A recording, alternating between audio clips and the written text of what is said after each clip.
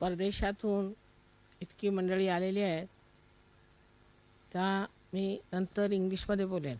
I speak to you later on in English. पण लक्ष असं घेतलं पाहिजे की आपल्या पुण्यामध्ये ह्या 30 देशातून ही मंडळी आली, इतक्या लांबून. आणि आपण पुण्यामध्ये किती लोक आहोत, पुण्यातले किती सहयोगी आले, तेव्हा सहयोग पुण्यामध्ये काही वाढलेला दिसत नाही. त्यात भाऊबंदकीसुद्धा दिसून येते.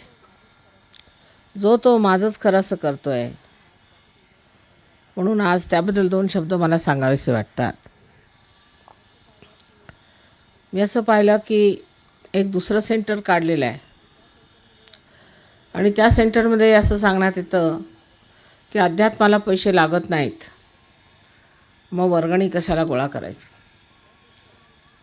सांगायचं असं की अध्यात्माला लागत नाहीत पैसे, पण ह्या तंबूला लागतात. आणखी पुष्कळ गोष्टींना लागतात. आतापर्यंत मीच पदरचे पैसे करून हिंदुस्थानात येत आहे आणि अजूनही येत आहे. त्याशिवाय संबंध महाराष्ट्रात आमचा दौरा आत्ताच कुठे असा सुरू झाला जिथे की आपले ट्रस्टचे पैसे चालतात. हे ट्रस्टचे पैसेसुद्धा सगळे एकसार आपल्याला आश्चर्य वाटेल की बाहेरून आलेत. कोणीही एकही पैसा नाही दिलेला.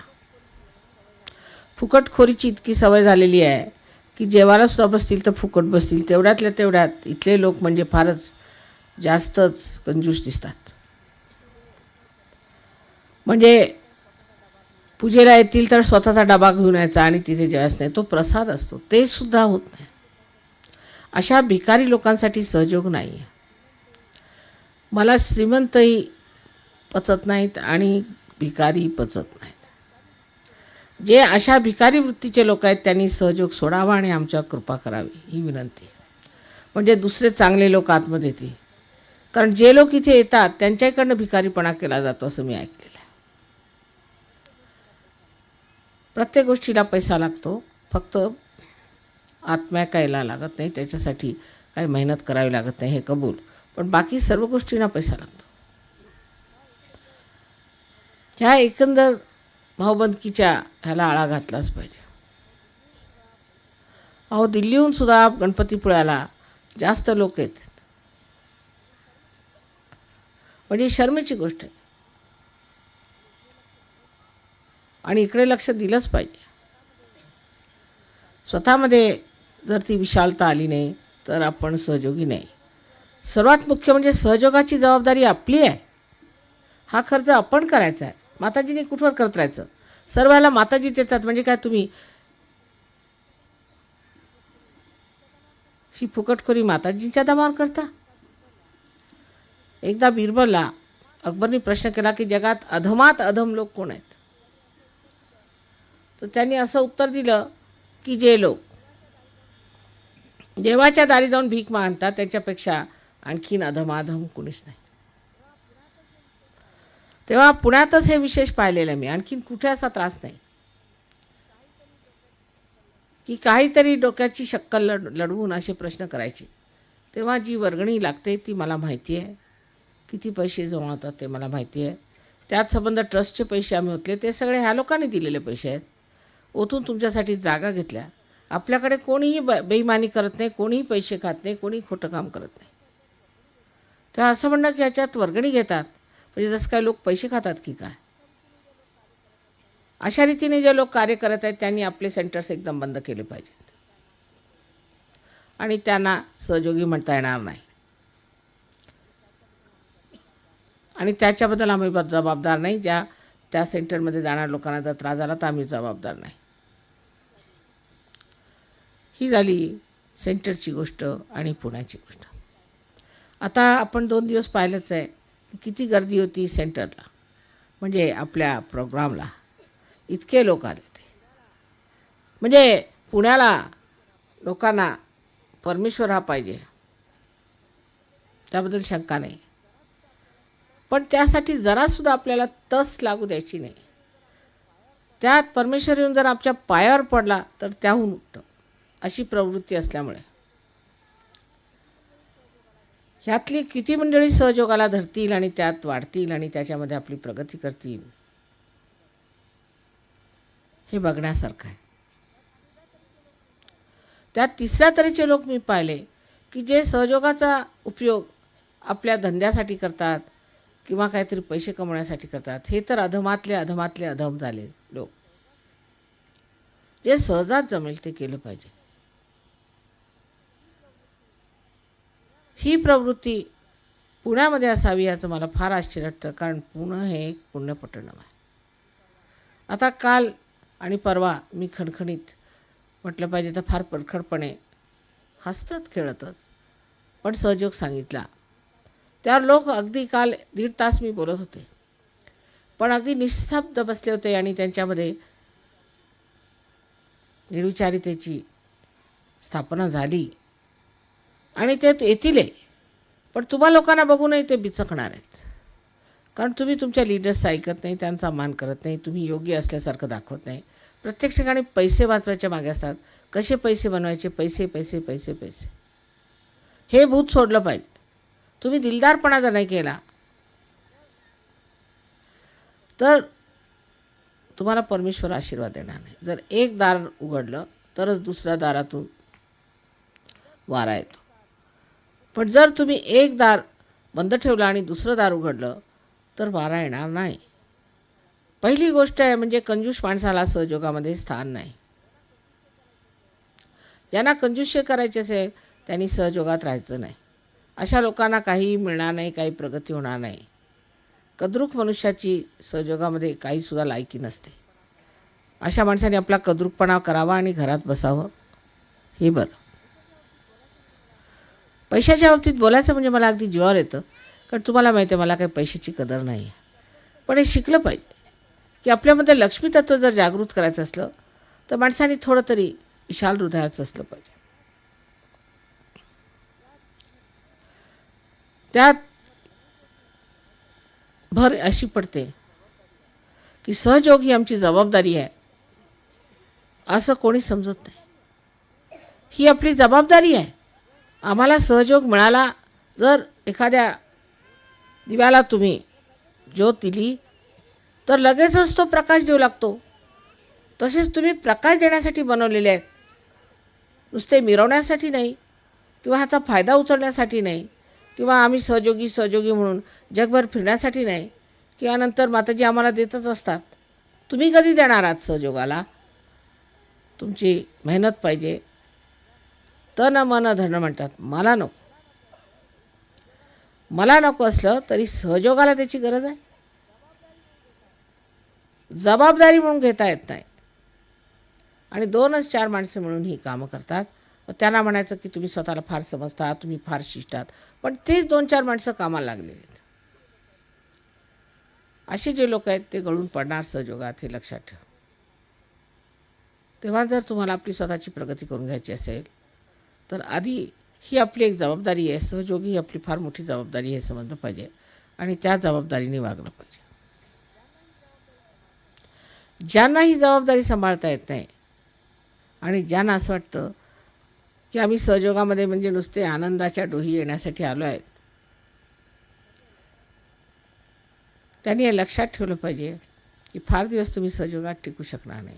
ह्याचं चक्र फार जोरात फिरत आहे आणि त्या चक्राच्या बाहेर माणसं फार लवकर फेकली जातात.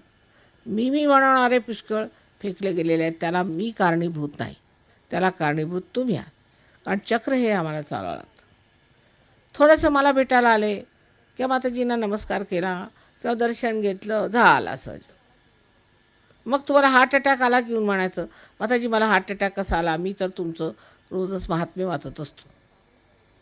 जोपर्यंत तुम्ही सामूहिकतेत येत नाही तरी अगदी गावातच तुमच्यासाठी सेंटर ठेवलेलं आहे, व्यवस्थित रविवारचंच सेंटर ठेवलेलं आहे.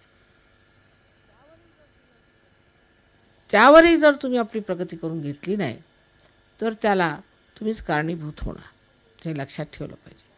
ही मंडळी कुठून कुठून सुट्ट्या घेऊन त्या मेहनतीने इथे येतात, तुमच्या संबंधात ट्रस्टला पैसे देतात, तुमचा सगळा खर्च आज ह्या लोकांच्यामुळे चालला आहे. जर मी उद्या हे प्रवासाचं बंद केलं आणि मेहनत जर कमी केली तर मला वाटतं आपण सगळेच आता उघड्यावर पडणार. पैशाची काहीच व्यवस्था होऊ शकत नाही. तेव्हा कृपा करून ही गोष्ट लक्षात ठेवली पाहिजे. दुसरं म्हणजे फार आनंदाची गोष्ट आहे की पुष्कळ पुण्याच्या मुलींची लग्न बाहेर झालेली आहेत आणि लग्न ठरलेलं आहे सगळ्यांचं. आणि मला आशा आहे की त्या सगळ्या सुखाने आणि आरामाने राहतील. त्याबद्दल आपण खरोखर आपल्याला एक शुभ वाटलं पाहिजे की ह्या मुलींची लग्न इतकी सहज, काही खर्च न करताना इतकी सुंदर लग्न होत आहेत. त्यातल्या त्यात एक गोष्ट आणखीन आहे की आपल्या मुलींनी बाहेर जाऊन दाखवलं पाहिजे की महाराष्ट्रातल्या मुली किती शहाण्या आहेत. तिथे जाऊन शिष्टपणा करायचा. तुमच्यापेक्षा ते जास्त विद्वान आहेत, तुमच्यापेक्षा ते जास्त शिकलेले आहेत, फार हुशार आहेत, पण त्यांचं वैशिष्ट्य असं आहे की विद्या विनयेन शोभते. ज्या माणसाला विद्या आली आणि त्याला विनय नसला तो म्हणजे विद्याहीन मूर्ख गाढव आहे असं मला वाटतं.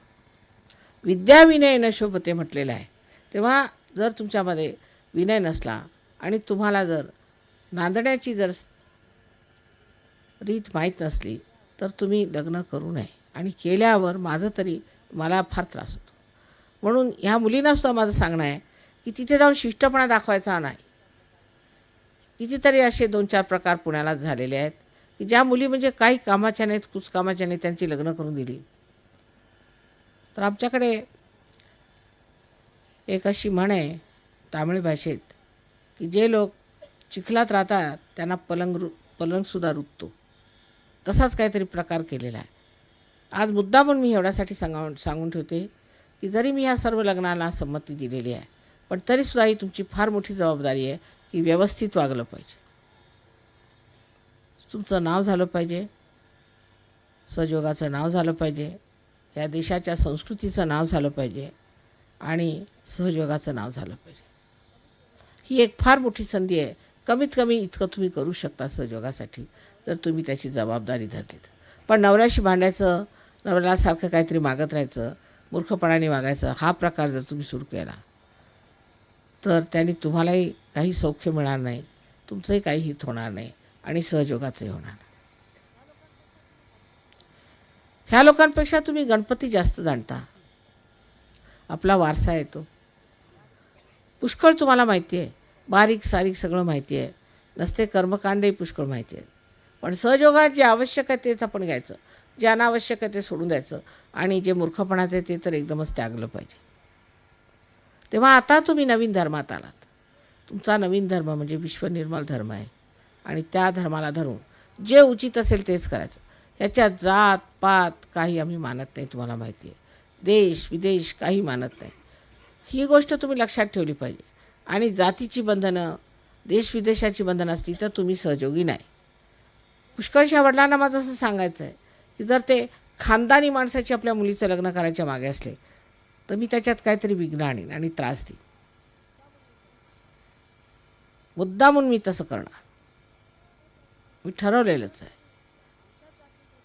जर तुम्ही आमच्याच जातीत लग्न झालं पाहिजे, झालं तर झालं, सहजच झालं तर काही गोष्ट नाही. पण अशी जर जबरदस्ती मुलीला केली, तिच्या मनाविरुद्ध लग्न करण्याचा प्रयत्न केला तर मी जाणून बुजून त्याच्यात विघ्न आणणार आहे. म्हणजे तुम्हाला अक्कल यायला पाहिजे, तुम्ही सहयोगी आहात. एवढी मोठी आम्ही क्रांती आरंभली आहे आणि एवढ्या मोठ्या क्रांतीमध्ये जर तुम्ही आमची एवढीशी सुद्धा मदत करू शकत नाही तर तुम्ही सहयोगात येता कशाला? ह्या जातीपातीने आपल्या देशाला वेड लावून ठेवलेला आहे आणि किती त्रास दिलेला आहे. तुम्हाला माहिती, जात पात ह्याला काय अर्थ आहे? उद्या तुमच्या मुलीला जर कोणी सोडलं तर कोण जातवाला तुमचा उभा राहतो? उलट दुसरी मुलगी येऊन उभे राहते. तेव्हा अशा ह्या समाजाला तिलांजली दिली पाहिजे. कारण हा समाज कुठे दिसत नाही. ह्या समाजाने कुठेही मला असं दिसत नाही की काही धार्मिक कार्य काढलं असेल किंवा सामाजिक कार्य काढलं असेल किंवा ह्याचं अस्तित्व कुठे असेल. कुठेतरी हवेत असतो हा समाज आणि हा हवेतला समाज जो आहे तोच माणसाला खाऊन घेतो. तर सगळ्यांनी उठायला पाहिजे याबद्दल. एकजुटीने आपण इतके लोक, पूर्वी तर एकट्या माणसांनी ही कार्य केलेली आहेत. तेव्हा आपण इतके जण आहोत, आपले सगळ्यांचे एकच आता धारणा आहे आणि एकच आपली चेतना आहे, तेव्हा घाबरण्याचं कोणचं कारण आहे, असा विचार केला पाहिजे. आणि असा विचार केल्यावर हे लक्षात ठेवलं पाहिजे की ह्या धर्मयुद्धामध्ये आम्ही सामील आहोत, आमची जबाबदारी आहे. आणि असल्या युगांमध्ये असं झालेलं नाही. ही फार मोठी गोष्ट, ही शेवटली पायरी आपल्याला चढायची आहे. जिथे सगळं स्वच्छ करायचं आहे, तिथे सगळं नीट करायचं आहे, तिथे प्रेमाचं साम्राज्य आणायचं आहे, तिथे सगळी गरिबी आपल्याला हटवायची आहे. केवढी कार्य आहेत, पण तुमच्या अजून हीच जळमटं निघत नाहीत तर पुढचं कसं काय नीट होणार. त्या जातीपातीचं वेड हे सोडलं पाहिजे आणि जातीच्या लोकांना भेटूच नका. ज्ञानेश्वरांनी सांगितले, तेची सगळे सोयरे होते. तुमचं नातं सुटलं बाकी लोकांशी, तेची सगळे सोयरे होते. स्पष्ट सांगितलेलं आहे की हेच लोक आहेत, हेच सगळे सोयरे आहेत आणि बाकी नाही. आणि सेंटरवर जो जात नाही त्याला सहयोगी म्हणायचं नाही. सेंटरवर गेलंच पाहिजे. तुम्ही श्रीमंत असाल ते आपल्या घरी असाल, पण सेंटरवर गेलं पाहिजे. मी सुद्धा तुमच्या झोपडीत राहते, वाटेल त्या परिस्थितीत राहते. मग सेंटर अगदी फारच सुंदर असलं पाहिजे, त्याच्यामध्ये झगमगाट असला पाहिजे, असा विचार करणं फार चुकीचं आहे. अत्यंत साधारण असं सेंटर असलं पाहिजे जिथे सर्वसामान्य माणसं सुद्धा येऊ शकतात. आजपर्यंतच बरेच दिवस झाले मी आपल्या पुण्याच्या सहयोगांशी स्पष्टपणे बोलू शकले नाही. आज ह्या रम्य परिसरात मला असं वाटलं की एक तऱ्हेची आपल्यातही रम्यता आली पाहिजे. आणि ती रम्यता येण्यासाठी आतमध्ये जे आमच्या जुन्या पद्धतीचे नसती कर्मकांडांची आणि धर्माच्या बाबतीत अगदी चुकीच्या कल्पना आहेत, त्या जाऊन आपण स्वच्छ निर्मळ गंगेत आलं पाहिजे. तेव्हाच हे कार्य होऊ शकतं. त्यात अहंकारसुद्धा आपण जपला पाहिजे. कशाही गोष्टीचा आपल्याला अहंकार असला तरी त्रास होतो. मी म्हणजे कोणतरी विशेष. कोणी सहयोगांना असं वाटतं की आम्ही पहिल्यांदा सहयोगात आलो म्हणजे काहीतरी विशेष. अहो, जे पहिले आहेत तेच जाणार आहेत असं मला दिसतं आहे. बहुतेक जे अगदी पहिले होते ते एक एक कटतच चाललेत. म्हणजे ही कल्पना असणं की आम्ही पहिल्यांदा सहयोगात आलो, हीच पहिल्यांदा तुमच्या विरोधात बसणार. ती भावना काढून टाळली पाहिजे की आम्ही फार जुने सहयोगी आहेत, म्हणजे तुम्ही जुनाट झाले, आता निघून जा. प्रत्येक वेळा नाविन्य असायला पाहिजे तरच तो सहयोगी आहे. कारण ही जिवंत क्रिया आपल्यामध्ये रोज घटत असते. रोज नवीन नवीन आपल्याला अनुभव येतात. प्रत्येक वेळा आनंदित नाविन्य असायला पाहिजे. आणि मी फार जुना किंवा मी फार जुनी असा ज्यांनी जर तुम्ही मनात विचार ठेवला तर त्याचा जुनाटपणा दिसून येईल. तेव्हा इकडे लक्ष ठेवलं पाहिजे की आम्ही आपल्याबद्दल काय बोलतो. फक्त तुम्ही सहयोगाबद्दल आणि माझ्याबद्दलच बोललेलं बरंच आहे, त्यांनी सगळं काही ठीक होणार आहे. तेव्हा शरणागत होण्याचा अर्थ हाच आहे की आपल्यामध्ये ज्या या जुन्या गोष्टी आहेत त्या सोडल्या पाहिजेत आणि आपण जो अहंकार गोळा केला आहे तो सुद्धा नष्ट पावला पाहिजे. मला ते पिपळी द्या झाला बोलून आणि प्रवास करून माझ्या पर्समध्ये सुद्धा कुठे गेली